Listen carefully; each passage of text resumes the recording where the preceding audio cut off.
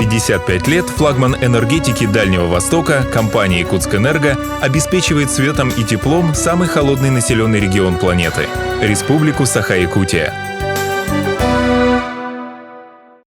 Мало кто задумывается, что за привычными цифрами и тарифами скрывается сложнейшая система, строгий расчет, труд тысяч людей, многие из которых ежедневно рискуют своим здоровьем и даже жизнью. Казалось бы, странно связывать такую работу с женщиной – женой, матерью, хранительницей очага. Для нашей компании 37% персонала – это женщины, 24% – женщины-руководители.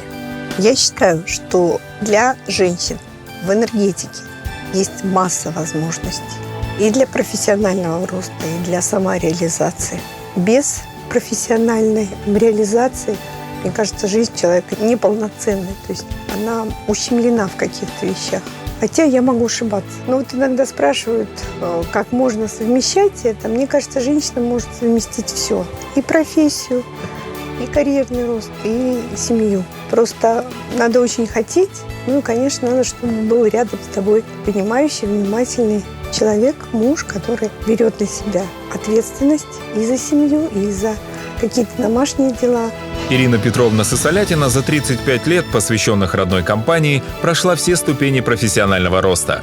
Начав с должности инженера-теплотехника, она проводила техническое перевооружение и лично руководила реконструкцией основных энергообъектов компании, внедряла новые, более эффективные системы менеджмента, управления бизнесом, безопасности труда, охраны здоровья и окружающей среды.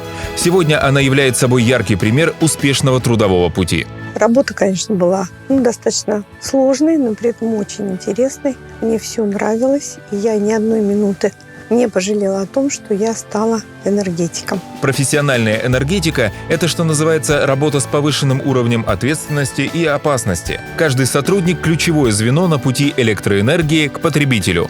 Каждый уникален. Каждый – залог успеха и гордость компании. Я считаю, что энергетики – это однозначно особые люди. Степень ответственности у этих людей должна быть абсолютная. То есть в нашей системе, вообще говоря, остаются работать только исключительно надежные люди. Знать и добросовестно исполнять свои обязанности.